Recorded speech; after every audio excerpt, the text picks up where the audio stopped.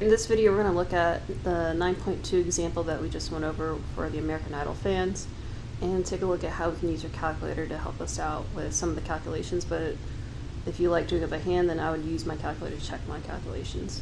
So just as a reminder, our null hypothesis was, our proportion was 1/12, and our alternative hypothesis is greater than 1/12.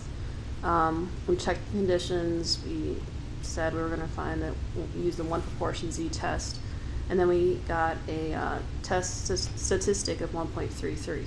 So what we're going to use our calculator to do is actually find the value and also to give us a picture of what a graph should look like. So once we get that 1.33, it's actually easy to find the probability, or the p-value in this case. So we're going to go ahead and do it in two ways. You can hit second vars. All right, we're going to use option 2, no CDF, since we are using a normal curve. We'll go ahead and choose that. Now the lower limit is going to pretty much be, in this case, your test statistic. So I'm going to put 1.33. Oops. Change that to a decimal point. And then your upper limit is going to be pretty much any high number. In this case, I'll choose 100. On the normal curve, standard normal curve, your mu is going to be 0 and your standard deviation is going to be 1. Okay, so this is pretty much telling us the probability from the z-score of 1.33 till the right tail of your curve. I'm going to go ahead and hit paste. All right, notice 0.09175, so I round it, and it's going to be equal to the same thing that we got over here at 0.0918. Okay. Now, a second way that you could do this is if you hit stat, go over to the right to test. We did the one proportion z-test, so we're going to choose option 5, the one prop z-test. This is really nice. All you have to do is go ahead and plug in your p-hat. In this case, p-hat was 1/12.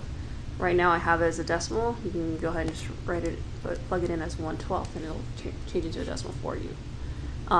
In the actual problem itself, in the study, 59 of the 6 referred the last contestant they viewed. So you just put in 59 for x. Your sample size is 600, put that in for n. And for this problem, we're seeing if the true proportion was actually greater than that 1/12. So that's why we're going to choose the last option then. Some TI-84s won't have this, so don't worry if you don't have that. To calculate, what will show up is pretty much the test, your p-value, and p-hat. This is pretty much 59 divided by 600, and then your sample size. If you want to see the drawing, go back to stat, go back to your test, choose option 5 again.